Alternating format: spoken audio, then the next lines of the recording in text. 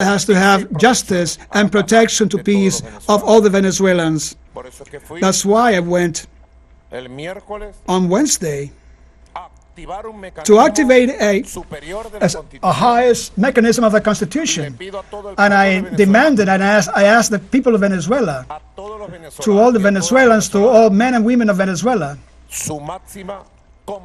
their most understanding and support, so that the activation of this mechanism in the Constitution clears out everything, all the lies, all the manipulations about they tried to mount a coup, a cyber coup, which is underway against the people and against the democracy.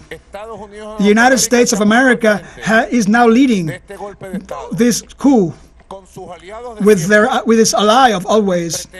They try to mount, to stage a new version, old version of Guaidó, a film in the second part, Guaidó Part 2, very destroyed morally, politically, of all points of view. They have used all the electoral campaign to try to arm a new force.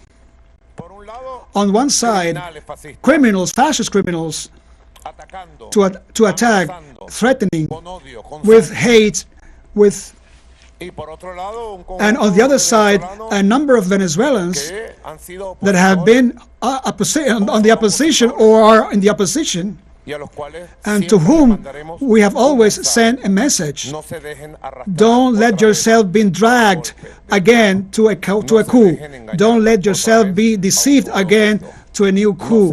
Don't let yourself carried away to where they want to carry you away. Don't let them do that. There are very dirty plans around, and I'm going to denounce them. Above all, today, which is a peaceful day, today is a day of constitutionality, because we have gone to a unique act. The 10 presidential candidates have been summoned. There's no excuse not to attend. When you have a summon from the highest Supreme Court, you have to go, you have to attend.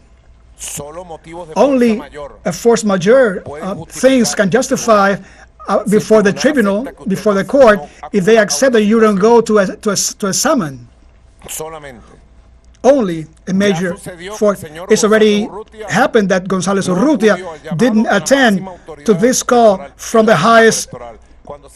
He was a candidate when he was summoned, when we had to agree on to respect the results of the election and to recognize the results of the elections on the July 28th. There were multiple calls and call of fraud of this sector of the extreme radical right, which is criminal and violent, of Venezuela. The call of fraud, multiple call of fraud, we're going to show that so that you can have an idea again what is this coup plan is about.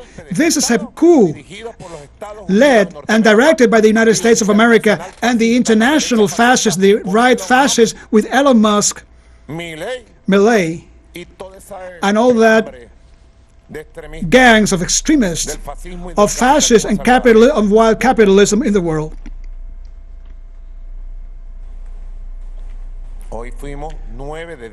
We, 9 of 10 candidates went today of different systems of performing or act or thinking. We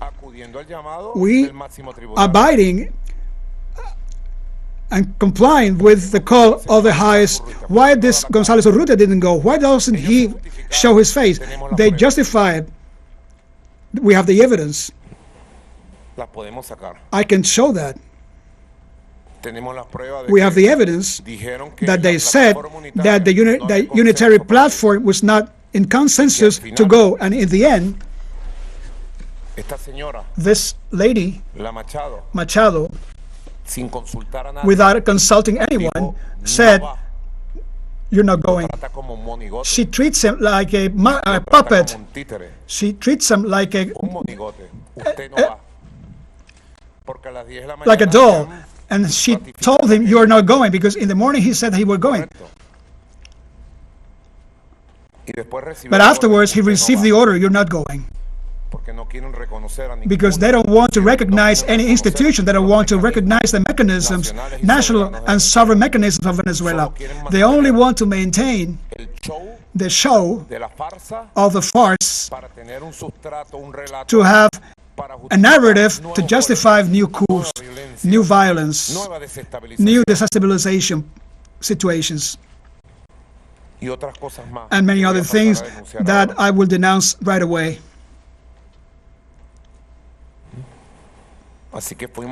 So we 9 candidates, we went at this time, after reviewing all the news from the United States, from Europe, and from Latin America. There is a silence of this news in the world. This news is censored, banned, covered, silenced, because they don't want the world to know that in Venezuela there is a constitution, there are strong institutions, and the electoral chamber has already begun to investigate and to decide this deal, this issue, electoral issue. Like it happens when there was also an electoral contentious, the electoral conflict in 2000, the year 2000, between candidate Al Gore in the Democratic Party and George W. Bush, known at that time as Bush's son,